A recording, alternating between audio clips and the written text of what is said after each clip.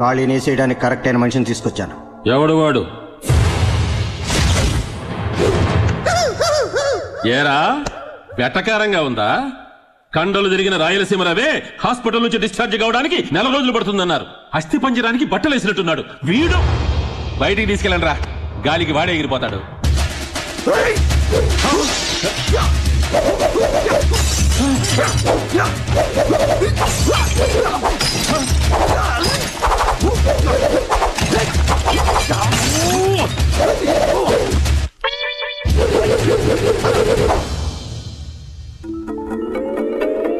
అయ్యో ఏమిట్రా, ఇంతలోకి ఇల్లు అసెంబ్లీ లాగా చేసేశాడు. ఖాళీని కొట్టడానికి వీడే కరెక్ట్ అయిన మనిషి. ఒక్క నిమిషం, ఎప్పుడు మీరు నా టాలెంట్ ని అవమానించారో అప్పుడే మీ డీల్ ని క్యాన్సిల్ చేసేశాను. మరి ఎందుకు బంగారు నాడు సామాన్ అంతా బద్ద కొట్టేశావు? రోగి రోగాన్ని దాచుకోకూడదు, వీరుడు విద్యను దాచుకోకూడదు. వస్తా. వీడెవడండి బాబు, సునామీలా వచ్చి అలకల్లోలం చేసిపోయాడు. నేను అప్పుడే చెప్పాను మైక్ సెట్ కి 5,000 ఇచ్చేద్దామండి అని. విన్నారా? ఎమ్మెల్యే పరువు అది ఇది అన్నారు. లోడు సిమెంట్ దగ్గర నుంచి లోకల్ రౌడీలు, ఆ రాయలసీమ రవి, ఇప్పుడు వచ్చాడే ఈ బ్రూస్లీ గడు, ఆడు పగలగొట్టిన సామాన్లతో కలిపి దాదాపు 3 లక్షల రూపాయల దాకా బొక్క. నా మాటిని ఆ ఖాళీగాడితో గొడవ పట్టం మానేయండి సార్, లేకపోతే అనవసరంగా 5,000 ఓట్లు పోతాయి.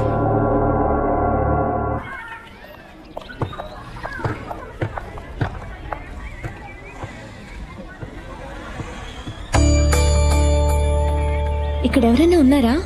ఏమోనమ్మా, అతనే వేశాడు కర్చీఫ్.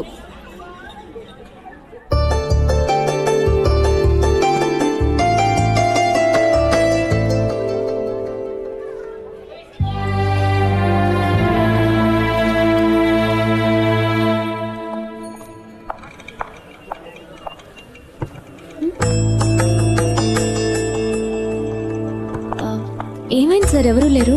బస్ రిపేరా? అదేం లేదమ్మా, నువ్వు తొందరగా వెళ్దాం.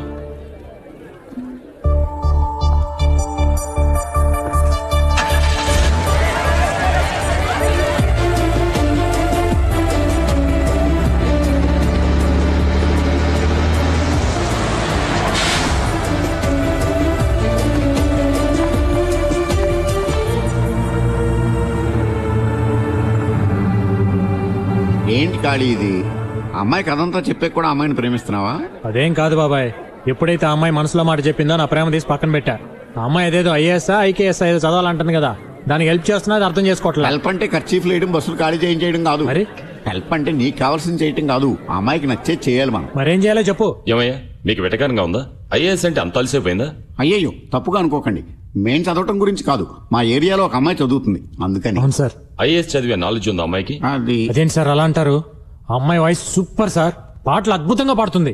ఏంటి పాటలు పాడుతుందా? అవును సార్, మన మా ఏరియాలో ఆర్కెస్ట్రా ప్రోగ్రామ్ పెడితే ఆ ఏరియా మొత్తం ఎరగదీసింది సార్. సినిమాలో కోరస్ కూడా పాడుతుంది సార్. చెప్పా. అవును సార్ పాడుతుంది. ఏంటి కోరస్ పాడుతూ చదువుకుంటుందా? ఐఏఎస్ అంటే అంత ఈజీ కదమ్మా, చాలా ఎక్కువసేపు చదవాలి. ముందు పాటలు పాడడం అనేసి కాన్సన్ట్రేట్ గా చదవమని చెప్పు. అవును సార్, కొత్త అమ్మాయి పాడబోతుంది. డైరెక్టర్ గారు, మ్యూజిక్ డైరెక్టర్ గారు ఓకే అన్నారు సార్. ఒక్క నిమిషం సార్. అమ్మా జ్యోతి సార్, కోరస్ పాడే అమ్మాయిని తీసి పారేకండి, చాలా మంచి వాయిస్. ఖచ్చితంగా జానకి చిత్ర లెవెల్లో స్కోర్ చేస్తుంది. సాంగ్ డెఫినెట్ గా ఇట్టి సార్. ఉంటా సార్. నేనే నీకు ఫోన్ చేద్దాం అనుకుంటున్నానమ్మా. సారీ అమ్మా, ఇక నుంచి రికార్డింగ్ రావద్దు. మ్యూజిక్ డైరెక్టర్ గారు చెప్పారు, ఆయన రికార్డింగ్స్ లో ఇక నీకు పని లేదని. సార్ నేనేం తప్పు చేశాను? తప్పు నీది కదమ్మా, నువ్వు ఉన్న ఏరియాది. మన మ్యూజిక్ డైరెక్టర్ కి రాగాలు తెలుసు కానీ రౌడీజం తెలియదు. నీతో పాడిస్తే హార్మోనియం వాయించడానికి వీళ్ళు కూడా ఉండవని వార్నింగ్ ఇచ్చి వెళ్ళారు, అందుకే వద్దన్నారు.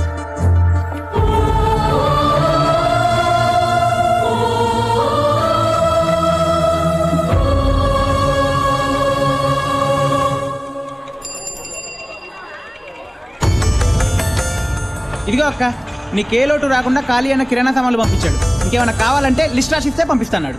అతనికి ఏమైనా పిచ్చా? ఎందుకు ఇవన్నీ చేసి నన్ను డిస్టర్బ్ చేస్తున్నాడు?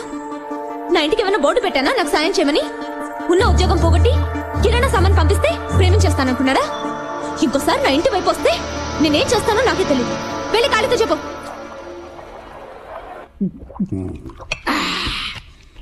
జరిగింది మామూలు అవమానం కాదు. నా రక్తం ఉడికిపోతుంది, నా నరాలు తెగిపోతుంది. అసలు ఆ అమ్మాయి దగ్గర ఏం స్పెషాలిటీ ఉందని లొంగిపోవాలి? అదే నాకు అర్థం కాలేదు. నేను కాళీ వెంట పడుతుంటే కాళీ దాని వెంట పడుతున్నాడు. నా ప్రేమను ఎందుకు అర్థం చేసుకోవడం లేదు? దిగులు పడకు, నీ ప్రేమ సక్సెస్ కావాలి. నువ్వు పోసిన ఈ మందు మీద అంత పెట్టుబడి బాబాయ్. మందు మాత్రరా, నీకే హెల్ప్ కావాలన్నా చేస్తాం. హెల్ప్ చేయడం ఓకే, కానీ వర్కౌట్ అవుతుందా? వర్కౌట్ అయ్యే ఐడియా నేను ఇస్తా, కానీ నేను చెప్పినట్టు నువ్వు చేస్తావా? నా కాళీ కోసం నేనేమైనా చేస్తాను. ముందు ఆ డ్రెస్ ఇప్పి. ఎందుకు కొట్టావు? నేను ఇంకా పూర్తిగా చెప్పలేదు. కొన్ని చెప్పేప్పుడు మధ్యలో ఆపకూడదురా బాబు. చూడమ్మా, నువ్వు ఎప్పుడు చూసినా వైజయంతి ఐపీఎస్ లాగా కాకి డ్రెస్ వేసుకుని లాఠీ ఊపుకుంటూ వస్తావు, లేకపోతే మగాళ్ళలాగా డ్రెస్ వేసుకుని వస్తావు. మగాళ్ళలాగా ఉంటే ఏ మగాడు ప్రేమిస్తాడు చెప్పు మరి? అయితే ఏం చేయమంటారు? నువ్వు అప్పుడప్పుడు ఆడదానిలో కనిపించాలి. అంటే ఇలా ఫుల్ పాయింట్ షర్ట్ వేసుకోవడం మానేసి చిన్నపిల్లల డ్రెస్సులు అమ్మి షాప్కి వెళ్ళి అక్కడ షేమ్ పంపించేమని డ్రెస్సులు దొరుకుతాయి. అలాంటి డ్రెస్ ఒకటి వేసుకొని ఖాళీ ముందు నిలబడ్డావు అనుకో, మైకేం కర్మ టోటల్ సౌండ్ సర్వీసే నీకు ఇచ్చేస్తాను.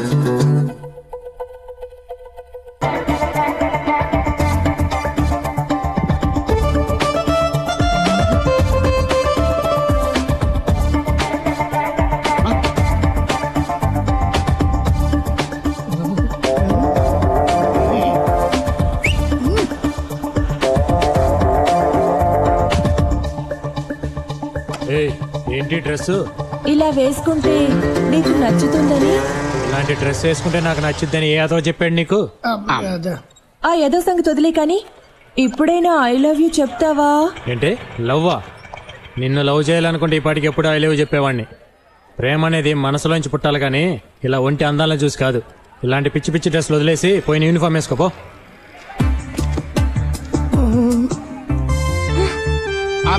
ఇందులో మా తప్పేం లేదమ్మా. అతను అక్కడే చూసేలా డ్రెస్ వేసుకురమ్మంటే నువ్వు ఊరందరూ చూసేలా వేసుకొచ్చావు. ఇప్పుడు నాకే ఏదో రావు. లవ్ అంటే ఏంటో తెలియని మిమ్మల్ని ఐడియా అడగడం నాది బుద్ధి తక్కువ. తప్పు మాది కదమ్మా, ఆడని తప్పుడు తన ఇస్తాడు. ఇంకొకసారి కూర్చున్నానుకో సూపర్ ఐడియా ఇస్తాడు. ఓకే, ఏం అవసరం లేదు. నాకు యూనిఫామ్ కరెక్ట్ అని ఖాళీ చెప్పాడు. అతన్ని ఎలా కరెక్ట్ చేసుకోవాలో నాకు తెలుసు. బాబాయ్, మన లిక్కర్ ఫ్యాక్టరీ బంద్ అయిపోయినట్టేనా? పిల్లాడు ఆరోగ్యం బానే ఉందిగా? మీ దయ వల్ల బానే ఉందమ్మా. ఇదిగోనమ్మా నీ గొలుసు. పిల్లాన్ని జాగ్రత్తగా చూసుకో. అలాగేనండి. ఏమా వడ్డీ వ్యాపారం ఇప్పుడు మొదలు పెట్టావు? అదేం కాదురా, వాళ్ళ అబ్బాయికి ఒంట్లో బాగోలేదని పాప అర్జెంటుగా డబ్బులు కావాల్సి వచ్చి మార్వాడి దగ్గర గొలుసు తాకట్టు పెట్టడానికి వెళ్తుంటే జాలేసింది. వడ్డీ డబ్బులు ఎందుకు దండగని నా దగ్గర ఉంటే ఆ డబ్బులు నేనే ఇచ్చానురా. వద్దంటున్నా బలవంతంగా గొలుసు నా చేతిలో పెట్టి వెళ్ళిపోయింది. వాడేదో ఊరు కాని ఊరు వచ్చి వడ్డీ వ్యాపారం చేసుకుంటుంటే నువ్వేంటి వాడి పట్టుకొడుతున్నావు? వాడేం అమాయకుడు కాదులే.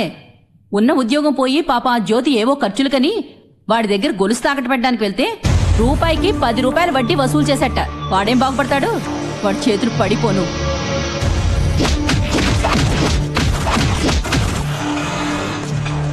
ఇదిగో అమ్మా మీరు తాకట్టు పెట్టిన నగలు సరిగా ఉన్నాయో చూసుకోండి. ఎందుకు అప్పుడే తిరిగిస్తున్నారు? మీ దగ్గర తీసుకున్న డబ్బులు రెంట్కి మిగతా వాటికి ఖర్చు అయిపోయాయి. ఇప్పుడు నా దగ్గర డబ్బులు లేవు. అమ్మా తల్లి, నేను డబ్బు అడగట్లేదు. ముందు మీ నగలు మీరు తీసుకోండి, లేదా ఈ ఏరియాలో నేను బిజినెస్ చేయలేను. చూడ్డానికి మంచి అమ్మాయిలా ఉన్నావు అని చెప్పి నగలు పెట్టుకుని డబ్బిచ్చాను. నీకు ఆ ఖాళీకి సంబంధం ఉందని తెలిస్తే అసలు ఈ నగలు తీసుకునేవాడినే కాదు. మొగుడు పిల్లలు రోడ్డున పడి గొడవ పడ్డా చూసే వాళ్ళకి తప్పుగా అనిపించదు. మరి మీ ఇద్దరి మధ్య ఏ సంబంధం ఉందో ఎవరికి తెలుసు? మధ్యలో నా తలకాయ ఎందుకమ్మా పగలు కొడతారు?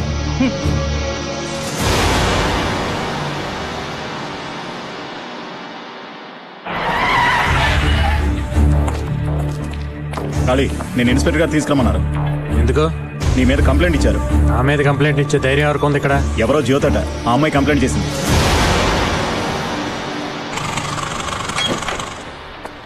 మేడం, ఇక్కడ జ్యోతి అంటే ఎవరండి? నేనే. నేను ఎల్ఐసి ఆఫీస్ నుంచి వస్తున్నా అండి. చనిపోయిన సూర్య గారు ఇన్సూరెన్స్ చేశారు. నామిని మీ పేరు ఇచ్చారు. ఆయన ఇంటికి వెళ్తే మీరు అడ్రస్లో ఉన్నారని వాళ్ళ అమ్మ నాన్న చెప్పారు. ఇక్కడ సంతకం పెట్టండి.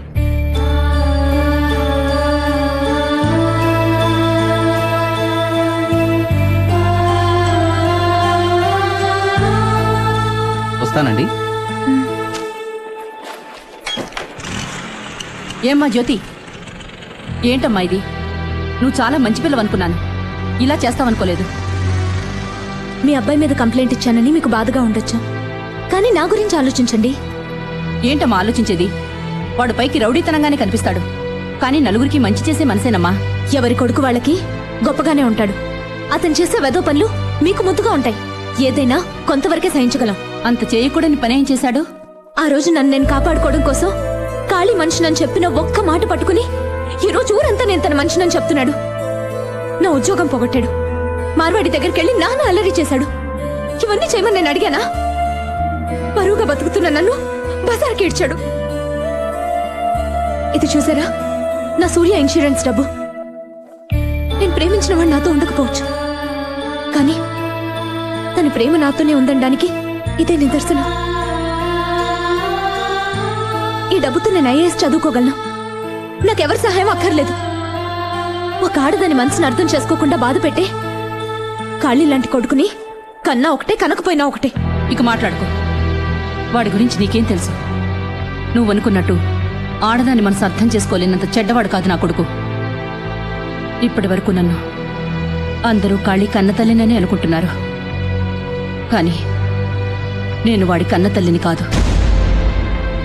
జీవితంలో ఏ విధమైన ఆధారం లేక, అనాథగా బతకడం ఇష్టం లేక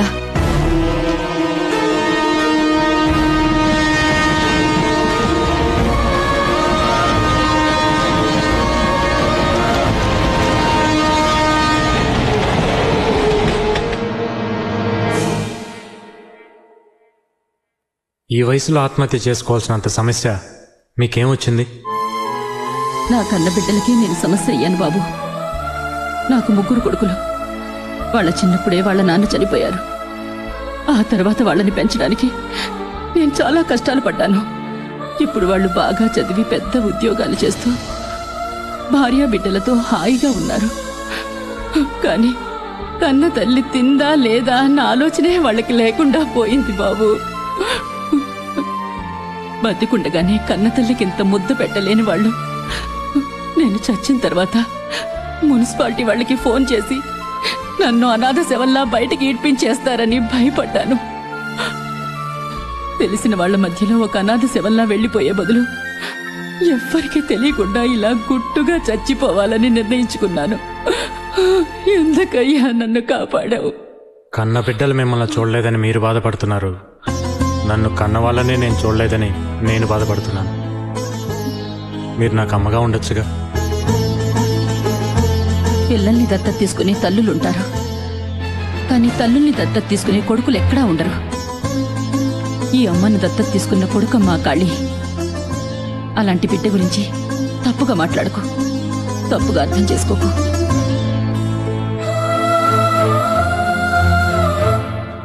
ఏమా మీ ఇష్టం వచ్చినప్పుడు కంప్లైంట్ ఇవ్వడం, మీ ఇష్టం వచ్చినప్పుడు వాపస్ తీసుకోవడం మాకేం పర్లేదనుకున్నావా? ఏ లేదంటే వెళ్ళి బిల్లాడని పట్టుకొస్తావా ఏంటి? ఏయ్ నువ్వు ఊరుకోవాయా బాబు. వచ్చినప్పటి నుంచి నీ గోల్ భరించలేకపోతున్నావు. ఉండమ్మా, ఇన్స్పెక్టర్ గారితో మాట్లాడొస్తాను. ఏ గోపాల్, అతను వదిలే రామ్మా, సంతకం పెట్టు.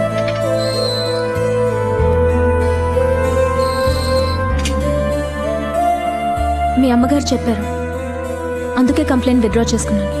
నువ్వు కేసు వాపస్ తీసుకున్నా తీసుకోపోయినా నేను పెట్టే టార్చర్ దెబ్బకోలు తట్టుకోలేక సాయంత్రానికి వాళ్ళే నన్ను పోరా బాబు అంటారు. నువ్వు అనవసరంగా ఎక్కడి నుంచో టైం వేస్ట్ చేసుకోకుండా వెళ్ళి చదువుకోపో. హెడ్ వస్తా. మళ్ళీ రావద్దయ్యా బాబు, నువ్వు వస్తే మేము తట్టుకోలేము. అమ్మా మీరు ఒకసారి సార్ని కలిసి ఓ మాట చెప్పాలండి.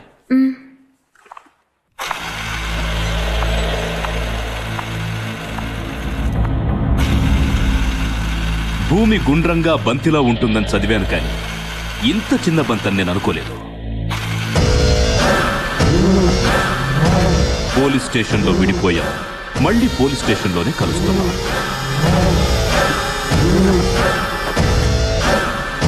ఒక నెల 2 నెలలు కాదు, 6 నెలలు సస్పెండ్ అయ్యాను. నాకు సెల్యూట్ చేసే వాళ్ళందరికీ ఇప్పుడు నేను సెల్యూట్ చేస్తున్నాను. సెల్యూట్ చేసిన ప్రతిసారి ఎవరు గుర్తుకొస్తారో తెలుసా? నువ్వు. తప్పు చేయకుండా శిక్ష అనుభవించాను. అనుభవించిన శిక్షకి తప్పు చేయాలి కదా, అప్పుడు తప్పించుకున్నావు. ఇప్పుడు నీ వల్ల కాదు. భయపడుతున్నావా? నువ్వు ఒప్పుకోకుండా నేను నిన్ను ముట్టుకోను, కానీ నువ్వు ఒప్పుకునేంత వరకు నిన్ను వదలను. వెళ్ళు.